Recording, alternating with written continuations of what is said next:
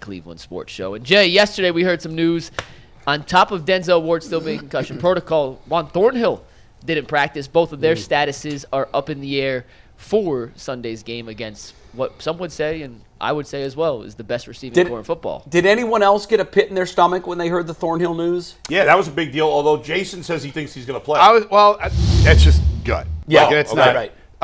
I was at practice yesterday. Zach Jackson and I watched the beginning of the opening stretch, and he had some sort of wrap on his calf. I would be surprised if he didn't play, but maybe it's more serious than what I'm aware of. I was surprised last night when Travis Kelce didn't play. Because when we heard about the injury earlier in the week, I thought, this is Travis Kelce. This is the opener. He's going to go. I think that's why he didn't play. It's the opener. Yeah. Kansas City, I've said it for weeks. Cincinnati doesn't care about this game nearly as much as Cleveland does. No, I agree with that.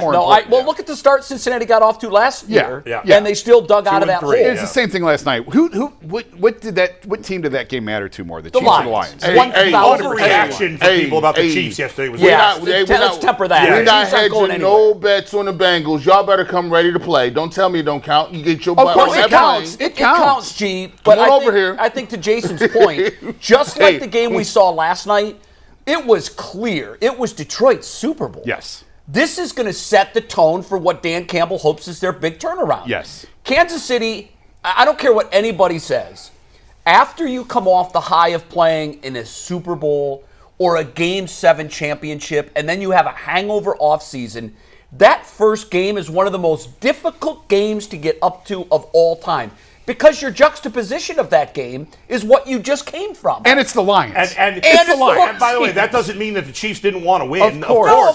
Or that the Bengals want to kick the Browns' ass. But didn't you feel, 100%. Though, that, by the way, I don't know how that many Chiefs fans sold their tickets to Lions fans. There were a lot of Lions fans I've never seen it felt like they won the Super Bowl, the reaction to that. It was crazy. When they came back at the end of the game after like some 10 or 15 minutes and the Chiefs fans had filed out, and they gave you that panoramic of the stadium. Yeah. It looked like it was about a fourth of the way filled with blue shirts. I was stunned. And I thought the reaction on Twitter from people as if the Lions had now arrived based on this one game is insane. But the same thing's going to happen if the Browns win this game. Look, the Lions were good last year, guys. They were a good football team. That is a big win. It is a big win. Of course it is. Coach trying to sell his plan. Yes. You go in the Arrowhead. They could have lost that game. They won it. They should have lost that game. Now, you look at it, and here's the thing about the Chiefs. Everybody wants to talk about Chiefs. Well, be patient. But look, they got a 34-year-old tight end with a bruised knee who can't put weight on it in a pool. Yeah, that surprised me, G.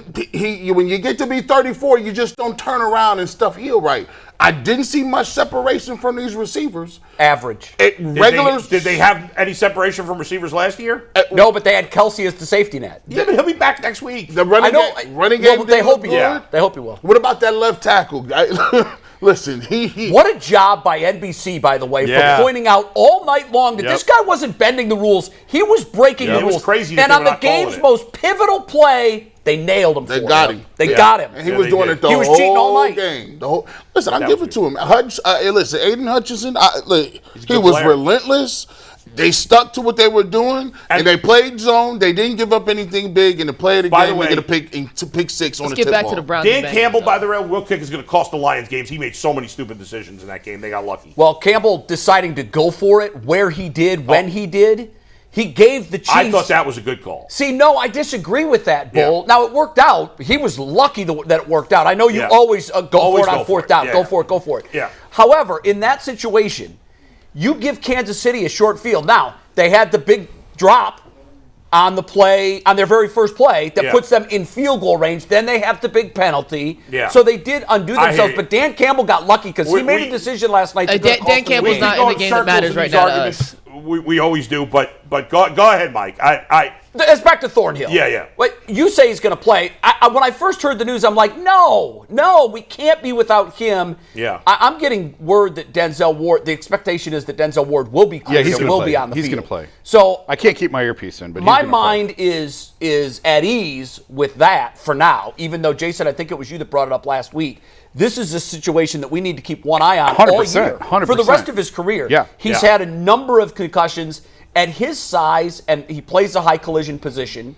Not on every play, but he's involved in very violent collisions at that position. We'll be looking at that all year. Yes. You telling me that you got a gut that Thornhill will go and that Denzel will go. We're going to need those guys in this game more than any other game this year. There's no excuses in this game. The Browns are, assuming these two guys play, it's the healthiest they've ever been coming out of training camp. They have nobody hurt. Wow. Nobody. Do they have anybody? Well, the linebackers are dinged. Harrison, what's Harrison Bryant's deal? They're all ready to go. They're all ready to play. He's been on the field. I've seen him on the practice. They have the only people on the injury report are Ward and Thornhill. And this is why this game matters. When you look at the Bengals, the difference between the Chiefs and the Lions and the Bengals and the Browns is A, it's the Bengals and the Browns, and B, this is a division game. Like, if you want to act like this don't count, well, they may have the luxury of doing that. Nobody's saying it doesn't count. I'm just you would agree it's a bigger. It means more to the Browns than it does the Bengals. Because it's at home. No. You got to hold serve at home. It means that it's a division game. It's huge. And think about it. If you win this one, you don't know what's going to happen at the end of the year. The game is in front of you. This one counts just as much as the other one does. And you don't want to give away games, especially division games, in these first four. If you want to get the Bengals and get them while they're down, you get them now. Absolutely. So I'm going to take every rep they want. Give me that game, I'll take it. Well, which one of you lunatics was saying you'd rather Deshaun play well in a loss? No. Remember that one? That means nothing. I stand by that. First of all, wait, what did you say, Mike? That's insanity. I want that one. I stand by that. Let's clarify the thing we were talking about, okay? Yeah, because that makes no sense what you just said. I said that the question I asked was, and this was before we knew Burrow was going to play, I said, would you rather the Browns lose 38-35 to Burrow when Deshaun Watson plays an amazing game, they lose 38-35, or Trevor Siemian at the time, he's no longer the Bengals' backup quarterback, plays for the Bengals and the Browns win 10-6 and Deshaun Watson looks like crap? Give you the win. Of course. That's all that matters. Of course. There's no style points. These lunatics were telling me they'd rather lose than Deshaun play well. That's an absurd question. No, that's absurd. It's not, but it's all That's right. insane. Because as you know, Bull, NFL success is week to week. The Browns can only do anything in the AFC if Deshaun Watson's good. If he's not good, it's irrelevant if they win that game because they're not going to be any good. You're right, but Bull, every win is currency. It's gold. Yes. All the other stuff is just... Sorry, I should have mentioned that. Back on track. Agreed. That's a terrible guy. Mike's going to give you a dirty look. Well, I think we settled the point, though. I think we are. I think we are because I'm not worried. Tell me not to be worried. I'm not worried. It's not anything like. I just think he's going to play. Yeah. It's just me. And look, this is the biggest opening day game. We said it's the biggest season in 30 years. It's the biggest opening day game in 30 years. It is unbelievable because, the Browns finally won an opener last year, but they had the miracle comeback against a garbage team. This year, they're playing one of the best teams in football. In a division game. The second best quarterback in football, at home, in the division, in a season where they have massive expectations, and in a season where they might have finally, we all think they finally have their first great quarterback, their first even good quarterback since Bernie Kosar. So the season's not over, obviously, if they lose. But if they win this game, it's going to be the cockiness and confidence from Browns fans is the highest I've ever seen going into the season. Is it really? I know it's always high. Because I thought after the 11-5, I thought that this team felt like they were ready to blow the lid off. Fans are talking about the Browns' success against the Bengals the last couple of years as if that means they're a Super Bowl team. Right. No, that means nothing. And so I think the hype for this team, if they win this game, and that's a high-quality win. They're underdogs at home. Yeah. Slight underdogs, but underdogs. What is it, 2.5? It went down to 2 this morning. Interesting. Yeah. I think it's just beyond a massive win. Can anybody disagree with what Bull said, that this is the biggest home opener for the Browns since the rebirth? Can you disagree with that? No, this is a big home opener. One, because we look at what the quarterback position is. 2, it's a game that is in the division. 3, you got a head coach who this is where the rubber meets the road. And 4, you've brought in a bunch of new additions that have basically shown that you are all in this season. Yeah. So obviously you got to have some success in these first few games, especially when you come back on a short week. You got the Pittsburgh Steelers. Think about this. You come in here, if Deshaun Watson looks like Deshaun Watson and they hit the ground running, Myles Garrett is moving around, the team is playing well, then you go into Pittsburgh people are gonna be jacked up. People the white helmets, with too, the by white the way. helmets ready to go. Like at the confidence level that you're seeing, Bull, is the confidence level not in like the Cleveland Browns magic. The confidence level is steeped in. We got ball players. I've seen all of these dudes. I've seen Zadarius Smith play well.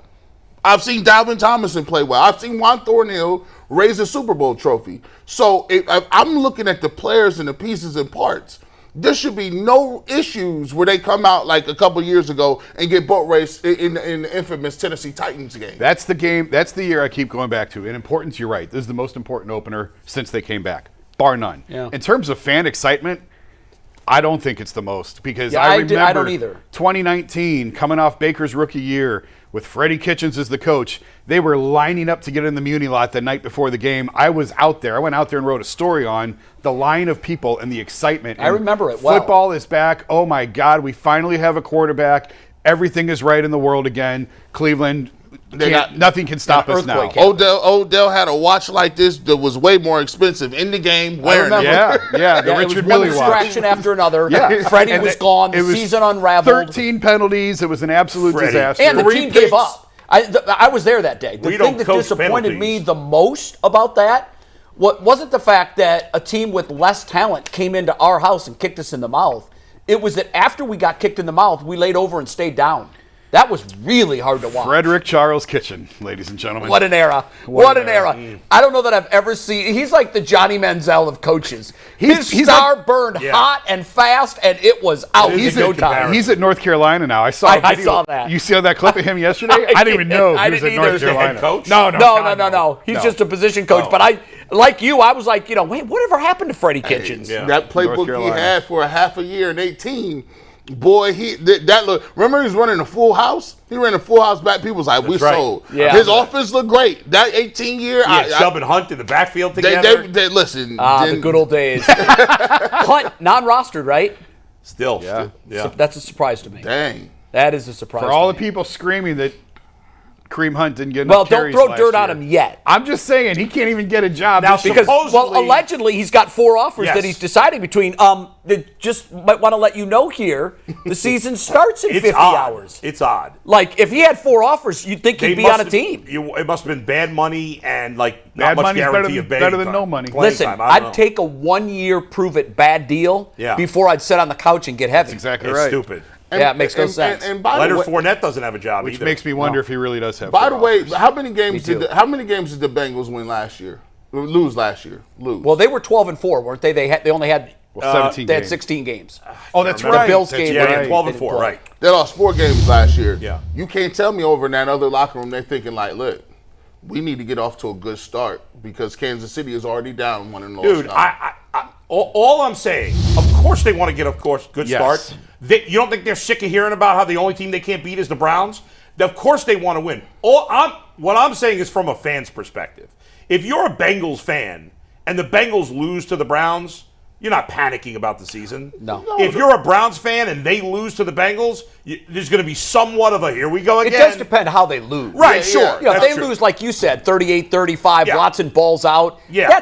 There's no such Right. thing as a moral victory. Right. But you can take something from that, Yeah. even though it's not Tough the ultimate loss, but dub, look how good our offense is. against the yardstick Right. team in your Our division. defense needs time to gel. We got a new coach. You know, Right, come up right. with- So there will be things they can take from Right. it. But guys, I hearken back to last year. This is why I'm really, really optimistic going into Sunday.